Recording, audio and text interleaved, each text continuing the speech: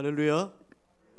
앞뒤 좌우 계신 우리 분들하고 평안 인사 우리 같이 한번 나누시겠습니다. 사랑합니다. 축복합니다. 주의 은혜가 여러분과 함께 하시기를 주의 이름으로 축원합니다. 벌써 이제 10월 달이 이제 오늘 첫째 주가 여러분 되었습니다. 참 어렵고 힘든 시기를 저희가 또 보내고 있고 매주일마다 그러나 이렇게 또 예배를 드릴 수 있게 된 것을 참 감사를 드립니다. 좀 드릴 수 없는 상황이 있고 드리지 못하는 또 여러 가지 또한 이들이 있는데 또 이렇게 또 예배를 드릴 수 있게 되어서 또 매주일마다 여러분 또 만날 수 있게 되어서 감사를 드립니다. 저희가 친교나 식사를 저희가 좀 못하죠. 그래서 좀 늘 안타깝고 좀 예배만 좀 급히 또 드렸다가 좀 마치는 상황인데 이 또한 감사는 드리지만 그래서 여러분 오실 때 좀 기쁨으로 좀 함께 좀 웃음으로 나누시고 또 가실 때도 좀 즐겁게 좀 그렇게 손 잡고 포옹은 좀 못하지만 그래도 좀 즐거운 마음으로 좀 맞이하고 하셨으면 좋겠습니다. 자, 갈라디아서 오늘 6번째 말씀을 함께 좀 나누고 싶습니다. 자, 지난 시간에 저희가 나눴던 말씀에 안디옥 교회에서 일어났던 한 중요한 사건을 말씀을 드렸습니다. 내용은 이렇죠. 안디옥 교회에서 이방인 그리스도인들과 유대 그리스도인들 사이에 식사 자리가 일어나게 되었습니다. 참 즐거운 식사 자리죠. 그런데 이 자리에 함께 식사를 하던 베드로를 위시한 유대 그리스도인들이 예루살렘에서 내려온 할례자들, 즉 유대 율법주의자들이 그 자리에 들어온 것을 보고 너무 놀라서 당황하여 이 식사의 자리를 급히 떠나려고 합니다. 자, 이것을 보고 그 자리에 있던 바울이 베드로를 심히 책망하면서 베드로가 복음의 진리를 따라 바르게 행동하지 않았다라고 책망을 하게 되었죠. 자, 그리고 오늘 15절 말씀을 이렇게 여러분 시작합니다. 우리는 본래 유대인이요 이방 죄인이 아니로되라고 되어 있습니다. 바울이 말하고 있는 여기서 우리는 베드로 그리고 바나바 그리고 바울을 포함한 그 자리에 함께 있던 유대 그리스도인들을 이야기를 합니다. 그들은 모두 다 이방 죄인이 아니라 유대인이죠. 사도 바울이 지금 갈라디아 교회 교인들에게 지금 편지를 쓰는 거잖아요.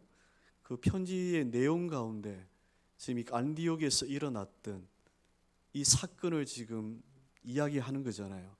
자, 사도 바울이 믿음의 대선배고 예루살렘 교회의 지도자인 베드로를 책망한 이 사건을 덜추어서 지금 다시 편지로 갈라디아 교회 교인들에게 이야기하는 것은 베드로의 잘잘못을 다시 한번 거론하겠다 하는 의미가 전혀 아닙니다.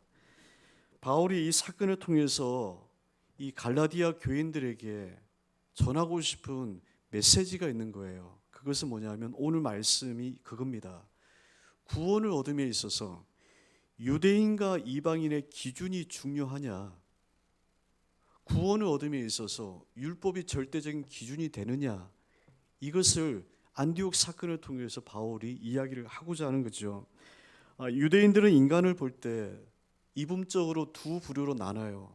유대인과 이방인으로 나눕니다. 그래서 오늘 말씀에도 우리는 본래 유대인이고 이방 죄인이 아니다 되어 있어요. 유대인들은요 이방인을 이방 죄인으로 분류해요.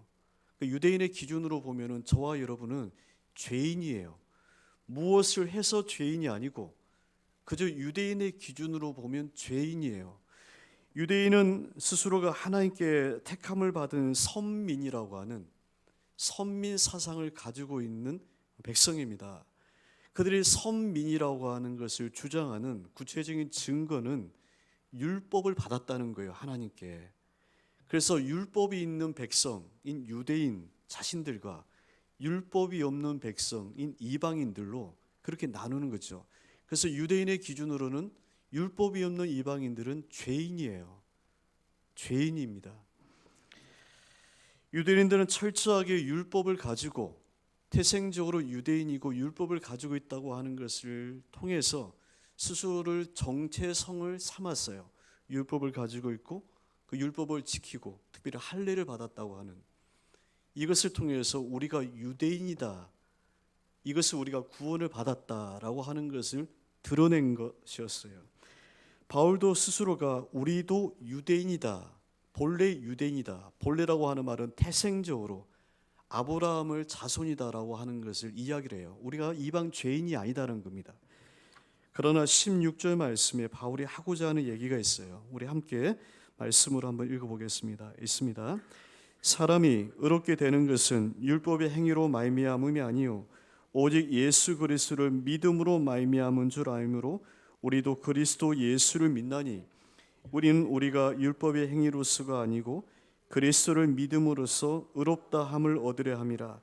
율법의 행위로는 의롭다 함을 얻을 육체가 없느니라. 참 장황하게 길게 사도 바울이 이야기하고 있어요. 갈라디아서에서 제일 중요한 말씀입니다. 사도 바울은 갈라디아서 오늘 2장 15절에서 안디옥 사건을 이야기하면서 우리는 유대인이고 이방 죄인이 아니라고 이방인과 유대인의 차이를 이야기했어요. 그 차이는 태생적으로 우리는 아브라함의 자손이라는 거예요. 그리고 우리는 율법을 가지고 있다라고 바울도 이방인과 우리의 차이를 이야기를 하고 있는 거죠. 그러나 오늘 읽었던 16절 말씀에서 그러나 더 이상 구원을 얻기 위해서 더 이상 태생적인 출생이 중요하지 않다. 사람이 의롭게 되는 것은 율법의 행위로 말미암음이 아니다는 거예요. 더 이상 율법을 가지고 있다고 해서, 율법을 지켰다고 해서 우리가 아브라함의 자손이라고 하는 태생적인 출생으로 인해서 우리가 구원을 얻었다, 의롭다함을 얻었다라고 할 수가 없다는 거예요. 그러면 물을 수 있죠.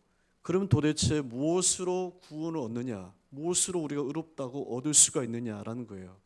이방인인 우리에게 이것이 상당히 중요한 문제입니다. 오늘 저와 여러분 이방인이잖아요. 중요한 문제예요. 그럼 바울이 얘기하는 율법도 아니고 아브라함의 후손이라고 하는 태생적인 출생도 아니라면 안디옥 사건을 통해서 바울이 이야기하고자 하는 그럼 무엇으로 구원을 얻느냐는 거예요. 바로 예수 그리스도라는 거죠. 우리도 그리스도 예수를 믿나니라고 했어요.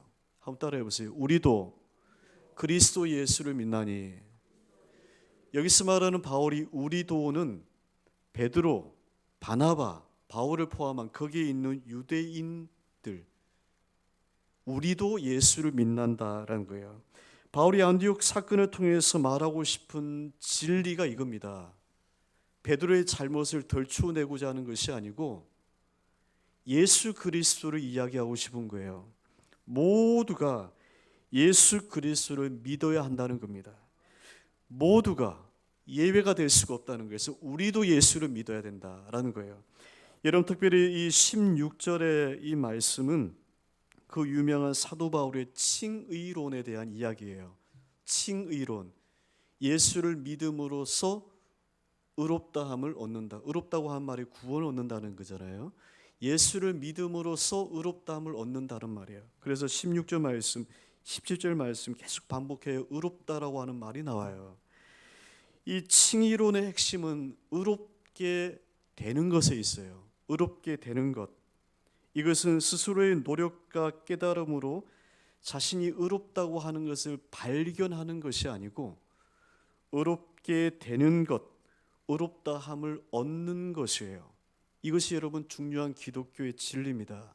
기독교는 구원을 발견하는 게 아닙니다. 다른 종교와 달라요.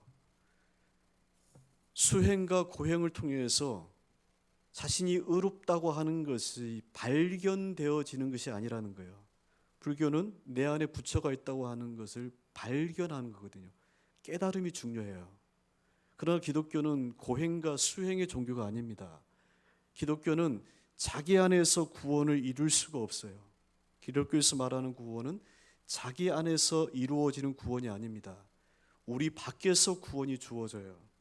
구원은 하는 것이 아니고 행함과 노력과 수행과 고행을 통해서 어떤 경지에 이르러 구원이 이루어지는 하는 것이 아니라 구원은 얻어지는 거예요. 이것이 바로 복음입니다. 율법은 이런 거죠. 행함으로써 지킴으로써 구원을 얻는 거예요. 얻고자 하는 거죠. 다메섹 이전에 예수 그리스도를 바울이 만나기 이전에 바울도 이런 믿음을 가지고 있었어요. 그래서 그는 동년배들보다 율법에 더 열심을 가지고 있었어요. 그가 왜 다메섹에 있는 예수 믿는 사람을 예루살렘도 마다하고 저 멀리까지 가서 예수 믿는 사람을 잡아오려고 했던 이유도, 더더구나 자비량으로 닭이 돈을 쓰면서 했던 이유가 바로 본인이 믿고 있던 율법에 대한 믿음 때문이었어요. 본인이 믿고 있는 그 율법의 믿음으로는 예수 믿는, 예수라고 하는 사람을 따라다니는 이들은 용납할 수 없는 이들입니다. 바울은 율법으로 의를 이루고자 했던 그 당대의 모든 율법 유대인들이 가지고 있던 동일한 믿음을 가지고 있었어요. 율법으로 하나님의 의를 이룰 수 있다 믿었어요. 그래서 열심을 냈어요. 한 부자 청년이 예수님께 찾아왔던 이유가 이거잖아요. 본인이 어릴 때부터 율법의 모든 것을 다 지켰다는 겁니다. 그러나 무엇이 부족하나이까? 라고 물어요. 대단한 거죠. 율법의 모든 조항을 어릴 때부터 지켰다고 하는 것, 여러분 이것은 참 대단한 일입니다. 그런데 부족하다는 거예요. 이 부자 청년이 가지고 있는 고민이 이거죠. 니고데모도 마찬가지입니다. 율법을 지켜 행함으로써 어떤 것을 이룰 수 있다라고 믿은 거예요. 그래서 그 어떤 지경, 경지에 이르기 위해서 열심히 율법의 조항을 지키고 율법을 행하고 하면서도 오히려 반대 현상이 일어나는 거예요. 지키고 행할수록 그 율법에 이르는 그 구원의 의의 경지에 가까이 가야 되는데 더 멀어지는 거예요. 멀어지는 거거든요. 그래서 지킬수록 멀어지는 본인, 무엇이 부족하나이까? 니고데모가 밤에 주님을 찾아왔던 이유도 바로 이겁니다. 율법을 지키고 율법의 의를 행할수록 채워지지 아니하는 공허함이 있는 거예요. 율법을 지켜본 사람이 아는 거거든요. 바울이 다메섹에서 예수를 믿기 전에는 그랬다는 거죠. 그래 예수를 믿고 난 다음에 붙잡았던 율법을 버려요. 그리고 자신의 모든 권리를 배설물로 버린 거죠. 이유는 예수 그리스도를 얻기 위해서라고 빌립보 말씀에 기록이 되어 있어요.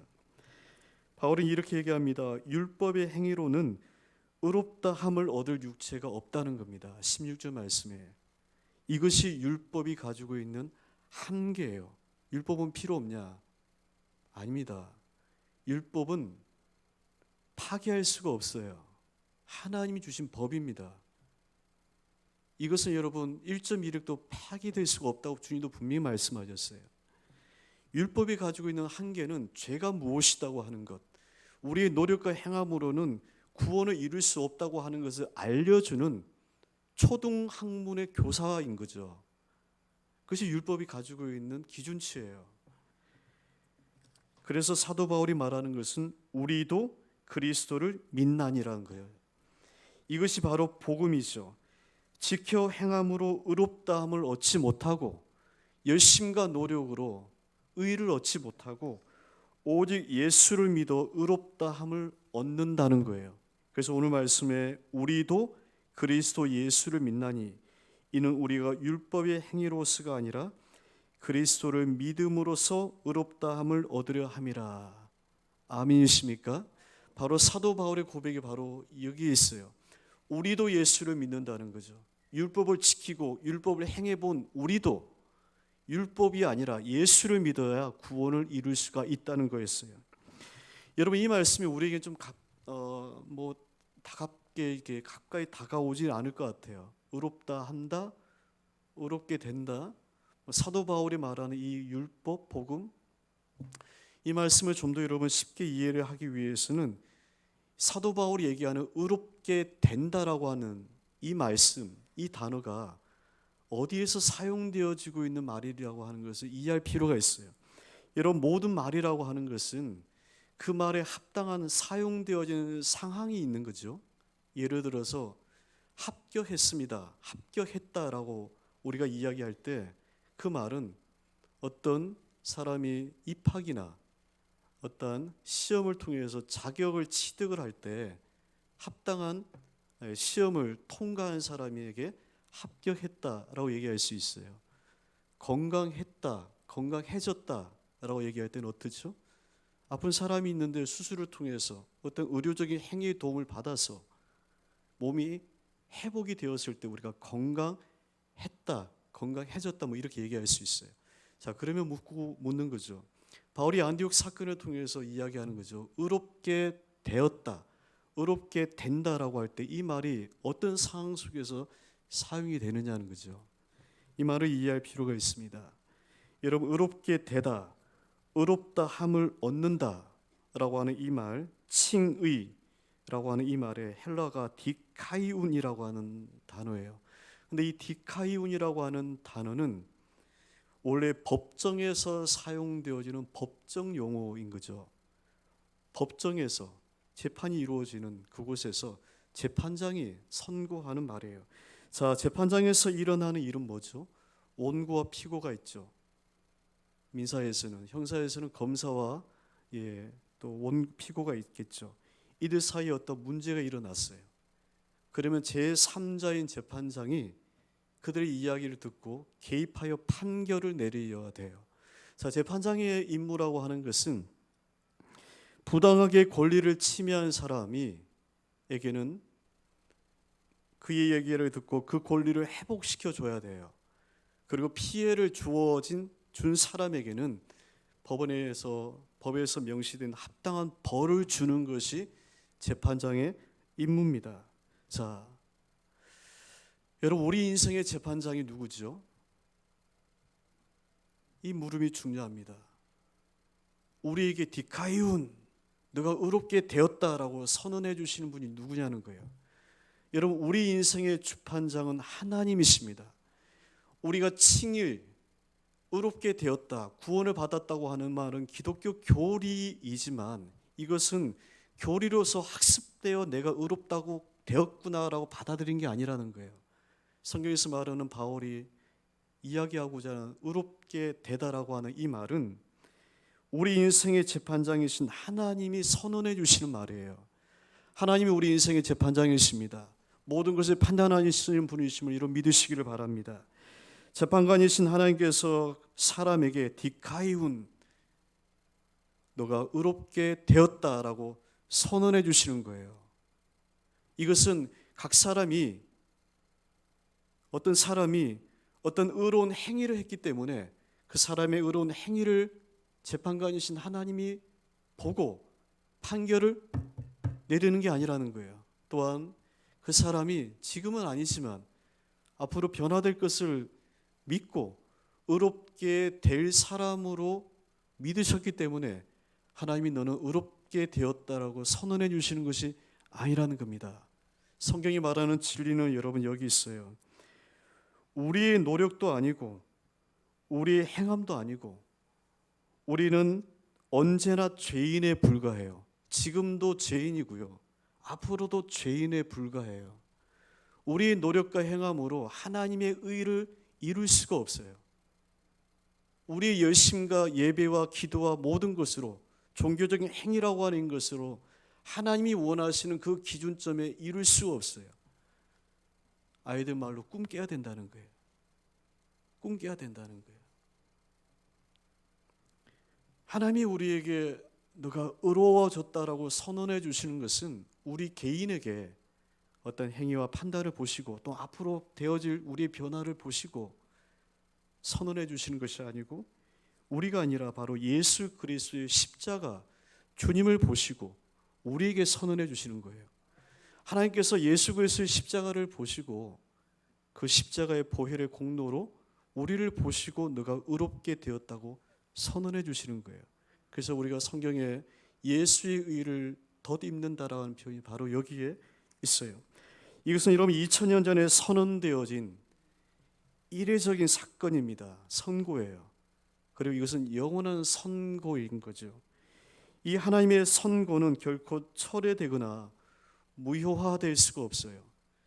세상의 법이나 규칙도 과반수나 3분의 2가 회원들이 동의하고 국민들이 원하면 헌법도 바뀔 수가 있어요. 그러나 하나님 나라에서 선고되어진 우리 개인에 대한 이 선고는, 의롭게 되었다는 선고는 결코 무효화되거나 철회될 수가 없다는 거죠. 왜 그러냐면 우리를 보시고 판단하신 것이 아니고 예수 그리스도를 통해서 우리에게 선고되어지신 것이기 때문에 그러하다는 거죠. 그래서 하나님 나라에서의 법정에서 내려진 디카이운, 의롭게 되었다 라고 하는 이 선고는 유효한 선고이기 때문에 이것은 무효화되거나 결코 철회될 수가 없다는 겁니다. 그러므로 하나님께서 의롭다고 하신 일을 그 누구도 정죄할 수가 없다는 거죠. 로마서 8장의 사도 바울의 고백이 바로 여기에 있어요. 우리 같이 로마서 8장 33절 34절 말씀 같이 한번 읽어보시겠습니다. 있습니다. 누가 능히 하나님께서 택하신 자들을 고발하리요? 의롭다 하신 이는 하나님이시니 누가 정죄하리요? 죽으실 뿐 아니라 다시 살아나신 이는 그리스도 예수시니 그러나 하나님 우편에 계신 자요 우리를 위하여 간구하시는 자신이라. 아멘. 누가 정죄하리요? 누가 고발할 수 있느냐는 거예요. 의롭다 하신 이는 하나님이시라는 겁니다. 바로 이 고백입니다. 의롭다고 하시는 것은 우리의 믿음과 행위로, 나의 믿음으로 되어진 것이 아니고 의롭다고 하신, 선언하신 것은 하나님이 하셨다는 거예요. 그러므로 누가 정죄할 수 있냐는 얘기예요. 누가 우리를 고발할 수 있냐는 얘기예요. 바울은 우리가 의롭게 되는 것은 태생적인 유대인으로서가 아니라는 겁니다. 율법을 지켜 행함으로 말미암아 어떤 경지에 이르러서가 아니라는 거예요. 오직 예수 그리스도를 믿음으로써 의롭게 되어졌다는 거예요. 또한 이것은 우리가 아니라, 우리를 보시고가 아니라 예수 그리스도를 보시고서 하나님께서 우리에게 내리신 선고이기 때문에 이것은 변경될 수가 없다는 겁니다. 그래서 사도 바울에게는 이런 확신이 있는 거예요. 로마서 8장 말씀에 내가 확신하노니 사망이나 생명이나 천사들이나 권세자들조차도 현재일이나 장래일이나 능력이나 높음이나 깊음이나 다른 어떤 피조물이라도 우리를 하나님의 사랑에서 뭐 할 수 없다고요? 끊을 수 없다는 거예요. 사도 바울이 이러한 고백을 할 수 있는 이유가 바로 여기 있어요. 이것은 개인의 믿음이 충만해졌기 때문이 아닙니다. 그렇게 될 걸로 믿기 때문이 아니라는 거예요. 여러분, 믿음은요 개인의 확신이 아닙니다. 성경을 믿는 거예요. 우리의 확신은 매 순간마다 흔들려요. 매 순간마다 흔들립니다. 거듭 말씀드리지만 우리는 오늘도 죄인이고 내일도 죄인이에요. 우리의 행함과 노력과 믿음의 행위라고 하는 것을 통해서 하나님을 기쁘시게 할 수 없다니까요. 여러분이 예배에 나오신 거 하나님이 기쁘시다 라고 우리가 생각할 수 있어요. 우리의 생각일 수 있어요. 일주일 동안 생활은 뭐 했니? 라고 물어보면 어떻게 대답하시겠어요? 주일날 나온 걸 가지고 하나님이 기뻐하신다. 논리가 성립이 될까요? 그래서 우리의 모든 행위는 하나에서 10까지, 아니 모든 것을 가지고 하나님의 의와 하나님의 기쁨을 우리가 드릴 수 없어요. 그래서 웨스트민스터 첫 교리의 1번이 바로 예수 그리스도 통해서 우리가 하나님께 영광을 돌린다는 그 고백이 바로 교리가 거기서 나오는 겁니다. 우리의 구원의 확신은요, 우리의 믿음의 열심과 현재의 수준에 의해서 확신이 생기는 게 아닙니다. 바로 사도 바울이 다메섹에서 깨닫게 하셨던 주의 은혜, 지금 얘기하고자 하는 이거예요. 내가 받은 바 이 구원은 하나님이 선언해 주신 거라는 거예요. 너가 의롭게 되었다는 거예요. 의롭게 되었다는 거예요. 이 고백에 확신이 생길 때 사도 바울의 고백이 확신한다는 거예요. 그 무엇으로도 하나님의 사랑에서 우리를 끊을 수 없다는, 이렇게 얘기하는 거죠. 여러분, 바울이 안디옥 사건을 통해서 다시 한번 갈라디아 교회 교인들에게 편지입니다. 이 사건을 강조하여 이야기하는 것은 베드로의 잘잘못을 이야기하고자 하는 게 아닙니다. 이것을 통해서 예수 그리스도를 이야기하고 싶은 거예요. 오직 예수 그리스도를 믿음으로 의롭다함을 얻는다는 거예요. 바울이 안타까운 거예요. 갈라디아 교회 교인들을 보면서 바울이 이 복음을 갈라디아 교인들에게 1차 전도 예언을 하면서 전했어요. 갈라디아 교인들이 기쁘게 이 복음을 받아들였어요. 율법이 아니고 태생적으로가 아니라 예수를 믿음으로 우리가 구원을 얻는다니 너무 감격이고 감사한 거죠. 그래서 믿어 구원을 얻어 교회가 생기게 되었어요. 그런데 들려오는 소식에 유대 율법주의자들이 그 교회에 가서 바울이 전하지 않은 다른 복음을 전하고 있는데 이들 교인들이 그것을 지켜 행하려고 하고 있다는 거예요. 마치 이것은 저기 어떤 결성점이 있는데 그 결성점을 향해서 마치 달려가는 모습과도 같아요. 그 결성점이 마치 구원인데 구원을 얻으려고 마치 달려가는 모습과도 같은 어리석게 보인다는 거예요. 여러분, 우리가 그렇지 않다는 겁니다. 바울이 빌립보서에서 우리가 표대를 향하여 달려간다라고는 했어요. 내가 아직도 잡지 않고 아직 앞에 있는 놓아져 있는 그것을 잡으려고 잡아 달려간다고 얘기했어요. 그러나 이런 분명히 오해하지 마셔야 될 것은 바울이 얘기하는 표대를 향하여 달려간다고 하는 그건 구원을 얻기 위해서 달려가는 게 아닙니다. 유대 율법주의자들 율법을 지켜 행하는 것은 구원이라고 하는 그 선을 향하여 달려나가는 것과 같아요. 바울도 그랬어요. 그런데 갈라디아 교인들이 지금 그렇게 하고 있다는 거죠. 이미 구원을 받았는데 구원을 받기 위해서 달려나가고 있는 거예요. 바울이 얘기하고자 하는 것은 빌립보에서 구원을 받은 사람은 우리가 바라봐야 될 표대가 있다는 거예요. 하나님 나라예요. 그 표대를 바라보고 지금도 달려가고 있다고 하는 성화를 이야기하는 거예요. 구원받은 성도의 앞으로 이루어져야 될 성화를 얘기하고 있는 거예요. 받아야 될 구원이 아니라. 갈라디아 교회 교인들이 이런 거죠. 믿음으로 복음으로 시작했는데 다시 율법의 옷을 덧입어가지고 구원을 받으려고 달려가고 있어요. 그들의 모습이 혹 우리의 모습 같지 않습니까? 주를 믿어 하나님의 자녀가 되었어요. 그런데 복음의 감격과 감동은 없어요. 직분만 있어요. 그것도 부끄러워요. 그런데 종교적인 생활조차도 힘겨워해요. 어느덧 달려가고 있는 것이 마치 갈라디아인들 교인들의 모습과도 같지 않느냐는 거예요. 바울의 안타까움이 여기에 있어요. 하나님의 안타까움이 그렇지 않을까 하는 생각을 해봐요. 그래서 바울이 이 갈라디아 교인들에게 다시 예전의 안디옥 그 이야기를 덜추어서 이야기하고자 하는 것은 대선배인 베드로를 책망하기 위한 것이 아니라 갈라디아 교회 교인들에게 너희를 바라라는 거죠. 구원을 얻은 것이 태생적인 출생도 아니고 율법도 아닌데 오직 예수 그리스도를 믿음으로 말미암아 구원을 얻는다는 거예요. 그래서 우리도 예수를 믿는다 이렇게 고백을 하고 있는 거죠. 여러분, 우리의 구원은요 우리의 행함과 노력으로 되어진 게 아닙니다. 여러분이 구원받은 게 뭔가의 노력과 행함으로 또한 노력할 것을 믿기 때문에 구원을 받은 게 아니에요. 교회 직분은 그럴 수 있어요. 지금은 거기에 미치지 못하지만 이 사람이 집사의 직분을, 장로의 직분을 잘할 걸로 여러분이 믿고 뽑아주시는 것은 있어요. 직분은 그럴 수 있어요. 사역은 그럴 수 있어요. 그러나 우리의 구원은 결코 그럴 수 없어요. 하나님께서 우리에게 선언해 주신 거예요. 오직 예수 그리스도의 보혈의 공로를 힘입어 우리가 구원을 얻어요.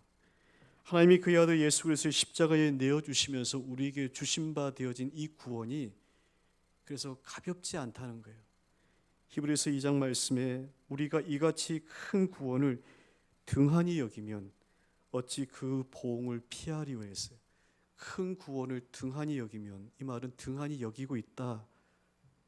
그 때문에 이 말을 지금 하고 있는 것이겠죠.